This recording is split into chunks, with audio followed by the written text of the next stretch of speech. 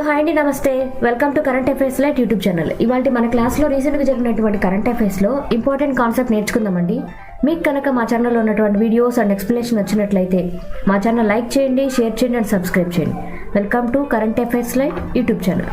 ఇవాళ మన కాన్సెప్ట్ వచ్చేసి ఫుడ్ సెక్యూరిటీ అండ్ న్యూట్రిషన్ 2023కి సంబంధించినటువంటి మొత్తం రీజనల్ ఓవర్వ్యూ అనేది ఇవ్వడం జరిగిందనమాట. అంటే ఏ ప్రాంతంలో ఈ యొక్క న్యూట్రిషన్ వాల్యూస్ ఏ విధంగా ఉన్నాయి, అంటే ఎవరైనా పోషకాహార లోపంతో ఎక్కువ మంది ఎక్కడ బాధపడుతున్నారు, ఎవరు ఒబిసిటీతో బాధపడుతున్నారు, ఏ ప్రాంతంలో ఇటువంటి స్థితి అనేది ఉంది అనేటువంటి రివ్యూ అనేది ఇచ్చిందనమాట. So food security and nutrition విభాగం యుఎన్ సెక్యూరిటీకి సంబంధించిందనమాట. దాని గురించి కూడా మనం తెలుసుకుందాం.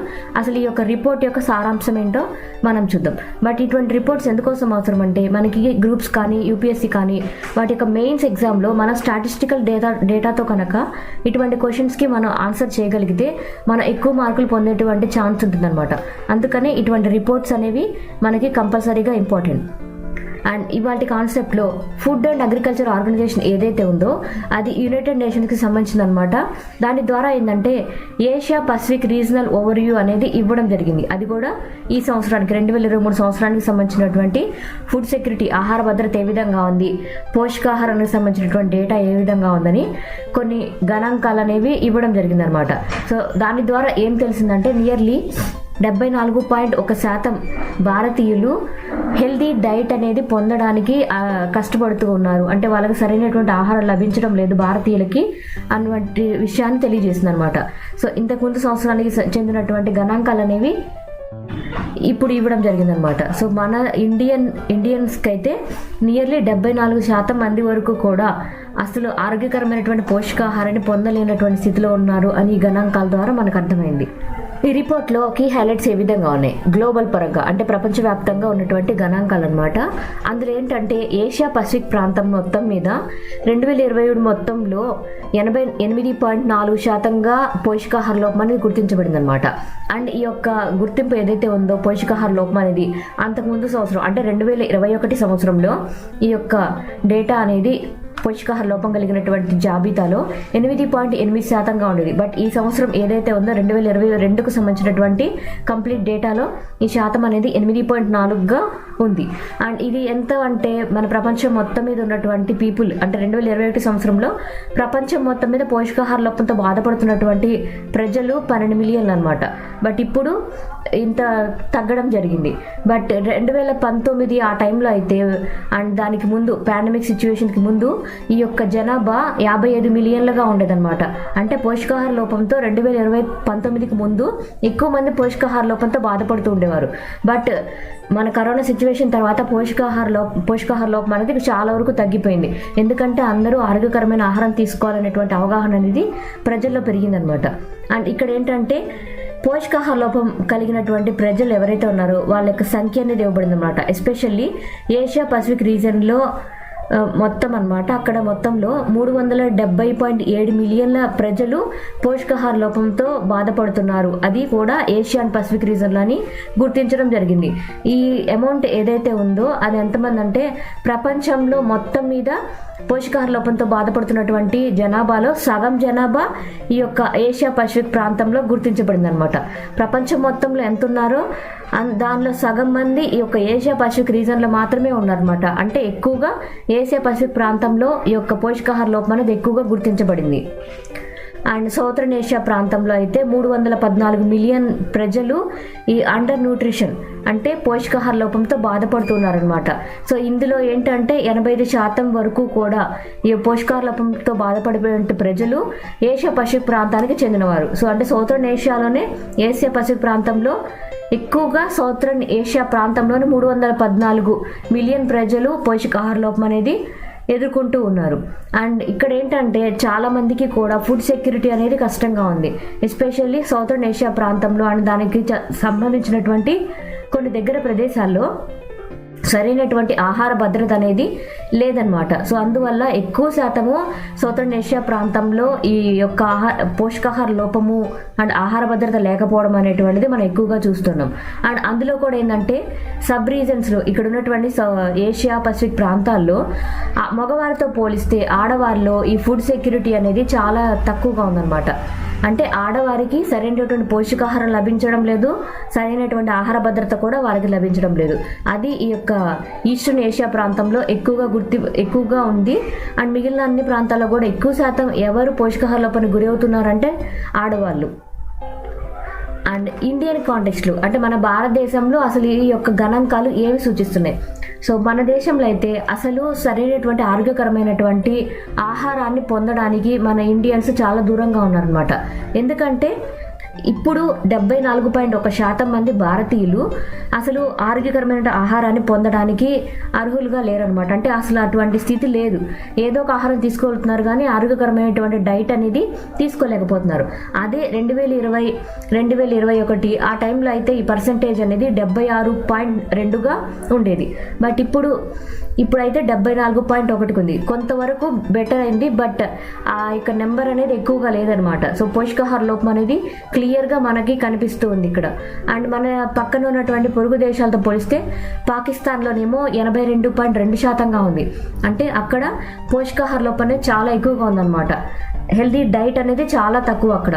అండ్ బంగ్లాదేశ్ ప్రాంతంలో అయితే 66.1%గా వాళ్ళ పాపులేషన్లో హెల్తీ ఫుడ్ అనేది పొందలేనటువంటి స్థితిలో ఉన్నారు. And regional nutrition and food security పరంగా అండ్ మన మొత్తం ఇండియన్ పాపులేషన్లో ఎంత జనాభాకి అసలు పోషకాహారం అనేది లోపించింది. ఎంత అంటే 16.6% ప్రజలకి ఇండియన్ పాపులేషన్లో పోషకాహారం అనేది లభించడం లేదు. అండ్ ఇండియా మొత్తం మీద కూడా moderate and severe food insecurity అనేది అబ్జర్వ్ చేయబడింది అనమాట. ఎప్పటి నుంచి ఇంతకుముందు ఫుడ్ సెక్యూరిటీ అనేది ఉండేది కాదు. బట్ ఇప్పుడు కాలంలో అంటే ఇప్పుడు 2022-21 కాలంలో కొంతవరకు బెటర్ అయ్యాయి. అందువల్ల ఈ యొక్క ఆహార భద్రత అనేది కొంతవరకు మెరుగవడం వల్ల అవి మోడరేట్గా కొంచెం వరకు మాత్రమే ఇబ్బంది పడుతున్నాయి. బట్ ప్రపంచం మొత్తం మీద 2015 కాలంలో పోల్చినప్పుడు మన ఇండియాలో ఈ యొక్క ఫుడ్ ఇన్సెక్యూరిటీ అంటే సరైనటువంటి ఆహారం లేని స్థితి ఏదైతే ఉందో అది కొంతవరకు తగ్గిందనమాట. ఏ విధంగా అంటే అది మోడరేట్ అండ్ సివియర్ న్యూట్రిషన్ ఇన్సెక్యూరిటీకి కారణమైంది. అంటే కొంతవరకు ఈ యొక్క ఆహార భద్రత అనేది మెరుగుపడిందని మనం అనుకోవచ్చు. బట్ అది మెరుగుపడింది చాలా తక్కువే అనమాట. Children health. సో చిల్డ్రన్ హెల్త్లో స్టంటింగ్ అండ్ వేస్టింగ్ అని చూస్తాం. స్టంటింగ్ అంటేనేమో సరైనటువంటి హైట్ లేకపోవడం, వేస్టింగ్ అంటే సరైనటువంటి బరువు లేకపోవడం. సో స్టంటింగ్ అనే పీపుల్ ఎవరైతే ఉన్నారో అంటే అటువంటి పిల్లలు ఎవరైతే ఉన్నారో వాళ్ళు సరైనటువంటి ఎత్తు ఎదగరనమాట. అది కూడా సరైనటువంటి పోషకాహారం లోపం సరైనటువంటి పోషకాహారం లేనటువంటి స్థితి వల్ల అనమాట. అది ఎంత శాతం ఉందంటే నియర్లీ 31.7% మంది పిల్లలు, అది కూడా 5 ఏళ్ల కన్నా వయసు తక్కువ ఉన్నటువంటి పిల్లల్లో 31.7% పోషకాహార లోపంతో కూడినటువంటి స్టంటింగ్ అనేది అబ్జర్వ్ చేయబడింది. అంటే ఎత్తు లేనటువంటి పిల్లలు గుర్తించబడ్డారనమాట. దాంతోపాటు ఈ వేస్టింగ్ ఏదైతే ఉందో అంటే బరువు తక్కువగా ఉన్నటువంటి పిల్లల శాతం అనేది 18.7గా ఉంది. అది కూడా 5 సంవత్సరాల కంటే తక్కువ వయసున్న పిల్లల్లో 18.7%గా ఈ యొక్క వేస్టింగ్ అనేది అబ్జర్వ్ చేయబడింది. అండ్ మన WHO గ్లోబల్ న్యూట్రిషన్ టార్గెట్ ప్రకారం అయితే అసలు వేస్టింగ్ ఎంత ఉండాలి? 5% కన్నా తక్కువ ఉండాలి. బట్ మన దేశంలో ఈ వేస్టింగ్ ఏదైతే ఉందో అది ఎంత ఉందంటే 18.7 ఉంది. అంటే చాలా ఎక్కువ ఉందన్నమాట. బరువు తక్కువగా ఎక్కువ మంది పిల్లల జననం అనేది జరుగుతూ ఉంది. అండ్ వాళ్ళు గ్రో అయ్యే స్టేజ్లో అంటే 1 నుంచి 5 సంవత్సరాల కాలంలో వాళ్ళకి సరైనటువంటి పోషకాహార లోపం అనేది సరైనటువంటి పోషణ అనేది లభించకపోవడం వల్ల వాళ్ళు సరిగ్గా బరువు పెరగకపోవడం, సరిగ్గా హైట్ పెరగకపోవడం అనేది ఎక్కువగా జరుగుతుందన్నమాట. అండ్ ఇక్కడ ఏంటంటే సరైనటువంటి ఆహారం అనేది లభించినప్పుడు వాళ్ళ యొక్క గ్రోత్ అనేది ఆగిపోతుంది. దాంతోపాటు వాళ్ళకి మెటర్నల్ హెల్త్ అనేది సరిగ్గా ఉండదన్నమాట. ఎందువల్ల అంటే వాళ్ళకి చిన్న ఏజ్ నుంచే ఇన్ఫాంట్ స్టేజ్ నుంచే నవజాత స్థితిగా ఉన్నప్పుడే వాళ్ళకి ఫీడింగ్ ఇచ్చే టైంలో అండ్ పెరిగే టైంలో వాళ్ళకి సరైనటువంటి పోషకాహారం అనేది వాళ్ళకి లభించదు. దాని ద్వారా ఏంటంటే వాళ్ళు ఎక్కువగా తరచుగా ఇన్ఫెక్షన్స్ గురవుతూ ఉంటారు. వాళ్ళకి ఇమ్యూనిటీ పవర్ అనేది చాలా తక్కువగా ఉంటుంది. ఎక్కువ వ్యాధి బారిన పడి వాళ్ళు ఎప్పుడు అనారోగ్య స్థితిలో ఉంటారనమాట. అదే ఈ పోషకాహార లోపం వల్ల చిన్నపిల్లల్లో ఎక్కువగా అనారోగ్య సమస్యలని మనం చూస్తూ ఉంటాం. Women's health. సో ఇక్కడ మన ఫుడ్ సెక్యూరిటీ పరంగా ఉమెన్స్ హెల్త్ కూడా కీ రోల్ ప్లే చేస్తుంది అనమాట. ఏ విధంగా నియర్లీ 53% మంది మన దేశం మొత్తం మీద ఆడవాళ్ళు ఎవరైతే ఉన్నారో అది కూడా 15 నుంచి 49 ఏజ్లో ఉన్నటువంటి ఆడవాళ్ళలో ఎక్కువ మంది అనీమియాతో బాధపడుతున్నారు. అనీమియా అంటే రక్తహీనత అనమాట. అది ఇంతకుముందు 2019 నుంచి ఇప్పటికి కూడా ఎక్కువగానే ఉందన్నమాట. అండ్ అనీమియా వల్ల ఏంటంటే చాలా మందికి వాళ్ళ ఫిజికల్ హెల్త్ అనేది సరిగ్గా ఉండదు, వాళ్ళ యొక్క మెంటల్ హెల్త్ కూడా ఎంతవరకు ఇబ్బంది పడుతూ ఉంటారనమాట. సో ఇక్కడ వీళ్ళు ఎదుర్కొంటున్నటువంటి ఆడవాళ్ళు ఎదుర్కొంటున్నటువంటి అనీమియా వల్ల వాళ్ళకు వస్తున్నటువంటి ఇబ్బందులు ఏంటంటే తర్వాతి కాలంలో వాళ్ళు బిడ్డల్ని కనేటప్పుడు కావచ్చు, అండ్ తర్వాత వాళ్ళ నవజాత శిశువుల్ని ఇచ్చినప్పుడు అటువంటి స్టేజ్లో వాళ్ళు చాలా రిస్క్ సిచ్యువేషన్స్ చూస్తూ ఉంటారు అనీమియా వల్ల. అండ్ ఇంకొకటి కూడా ఉంది, ఒబిసిటీ అండ్ న్యూట్రిషన్ ఇండికేటర్స్. ఇక్కడ పోషకాహార లోపము ఉంది అండ్ ఎక్కువగా ఆహారం తీసుకొని వాళ్ళు ఉబకాయం బారిన పడేటువంటి సిచ్యువేషన్స్ కూడా ఉన్నాయన్నమాట మన దేశంలో. మన దేశంలో 2000 టైంలో ఇటువంటి సిచ్యువేషన్ అంటే ఇట్లా ఎక్కువ బరువు కలిగినటువంటి వ్యక్తుల పర్సంటేజ్ ఎంత ఉందంటే 1.6 మాత్రమే ఉండేది మన దేశం మొత్తం మీద. బట్ తర్వాత ఇప్పుడు 2016 ఆ టైంకి వచ్చేసరికి ఉబకాయంతో బాధపడుతూ అధిక బరువుతో బాధపడే వారి సంఖ్య 3.9% పెరిగింది. సో ఎక్కువగా అధిక బరువు అనేది కూడా పెరిగిపోతూ ఉందన్నమాట. ఎక్కువ శాతం పోషకాహార లోపము ఉంటుంది అండ్ పోషకాహార లోపంతో పాటు వాళ్ళు ఉబకాయం బారిన పడేటువంటి ఛాన్స్ కూడా ఎక్కువగా జరుగుతూ ఉంటుంది. And exclusive breast feeding. So ఇప్పుడు అయితే ఈ యొక్క తల్లిపాల యొక్క వారోత్సవాలు నిర్వహిస్తూ అండ్ చాలా రకాలైనటువంటి ప్రోగ్రామ్స్ ద్వారా చాలా అవగాహన కలిగిస్తుండడం వల్ల ఏమవుతుందంటే 0 నుంచి 5 నెలల పాటు పిల్లలకు ఖచ్చితంగా తల్లిపాలు ఇవ్వాలి అండ్ తర్వాత కూడా తల్లిపాల ఆవశ్యకత ఏ విధంగా ఉంటుంది అనేటువంటి విషయాలు తెలియజేస్తూ ఉన్నారు.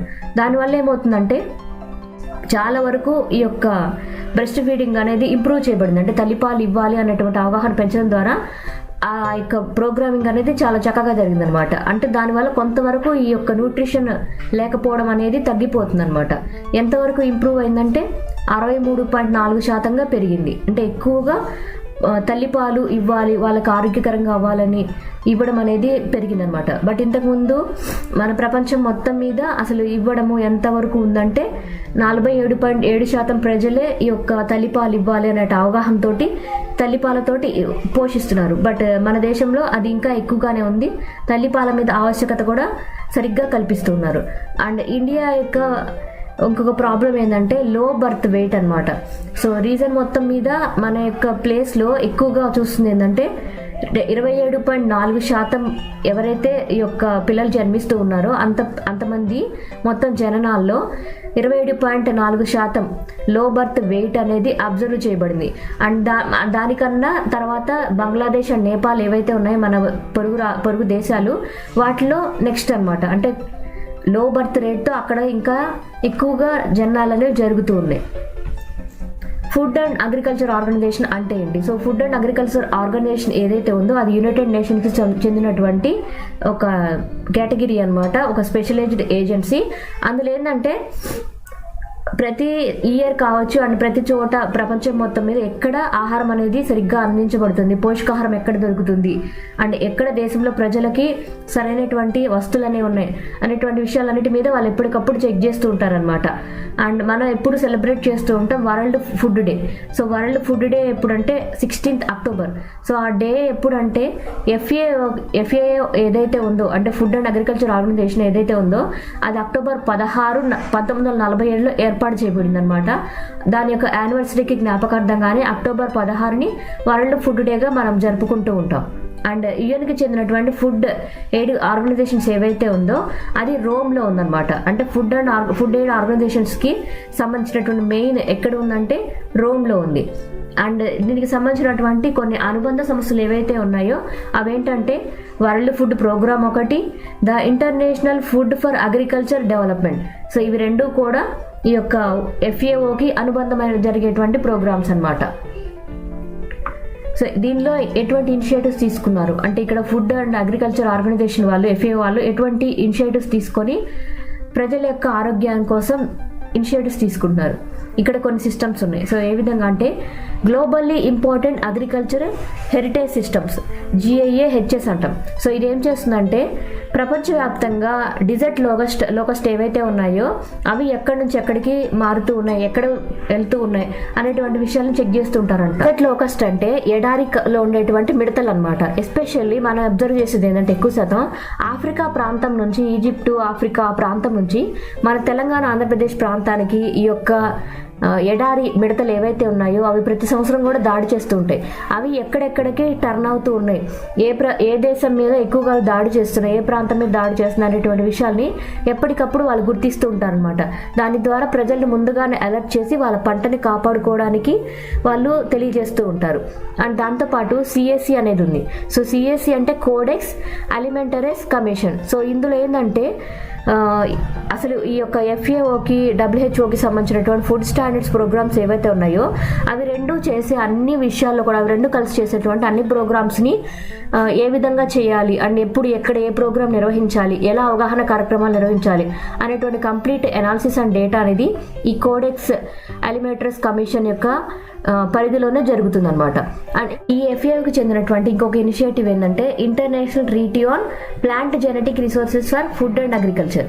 సో ఇది ఎప్పుడు ఏర్పాటు చేయబడింది అంటే 2001 సంవత్సరంలో జరిగినటువంటి ఫుడ్ అండ్ అగ్రికల్చర్ ఆర్గనైజేషన్కి చెందినటువంటి 31వ సెషన్ ఏదైతే ఉందో ఆ సెషన్ ద్వారా ఈ ఇనిషియేటివ్ అనేది తీసుకొని వచ్చారు.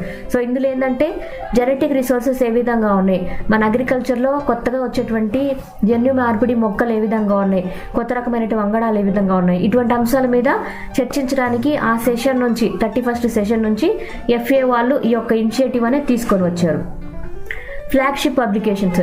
సో ఈ యొక్క FAO ద్వారా ఇవ్వబడేటువంటి కొన్ని పబ్లికేషన్స్ అనమాట. ఇవి కూడా ఎగ్జామ్ పాయింట్ ఆఫ్ వ్యూలో FAOకి సంబంధించినటువంటివి ఇవి ఇస్తాయా లేదా అనేటువంటి విధంగా కూడా మనకి ఎగ్జామ్ పాయింట్ ఆఫ్ వ్యూ అడిగే ఛాన్స్ ఉందన్నమాట. అందుకోసమే ఈ ఫ్లాగ్షిప్ పబ్లికేషన్స్ ఏవైతే ఉన్నాయో చూద్దాం. FAOకి చెందినవి అదేంటంటే the state of world fisheries and aquaculture. So fisheries and ఆక్వాకల్చర్కి సంబంధించినటువంటి డేటాని కూడా FAO రిలీజ్ చేసింది. The state of the world forest. So ప్రపంచం మీద మొత్తం మీద ఉన్నటువంటి అడవులకు సంబంధించినటువంటి డేటా కూడా ఈ యొక్క FAO దగ్గర ఉంటుంది. The state of food security and nutrition in the world. So ప్రపంచం మొత్తం మీద ఆహార భద్రత ఏ విధంగా ఉంది, న్యూట్రిషన్ ఏ విధంగా ఉంది అనేటువంటి డేటా కూడా FAO ద్వారా ఇవ్వబడుతుంది. And the state of food and agriculture SOFA అంటాం. And the state of agriculture commodity markets SOCO అనేది కూడా మన అబ్జర్వేషన్ అనేది చేసామన్నమాట. And thank you for watching my video. మీకు కనుక నా వీడియో ఎక్స్ప్లెనేషన్ నచ్చినట్లయితే నా వీడియోస్ లైక్ చేయండి, షేర్ చేయండి అండ్ సబ్స్క్రైబ్ చేయండి. అండ్ మీకు కనుక నాకు ఈ వీడియోస్ నచ్చినట్లయితే మాకు కామెంట్ సెషన్లో మీకు నా వీడియోస్ ఏ విధంగా అనిపిస్తున్నాయో నాకు కామెంట్ సెషన్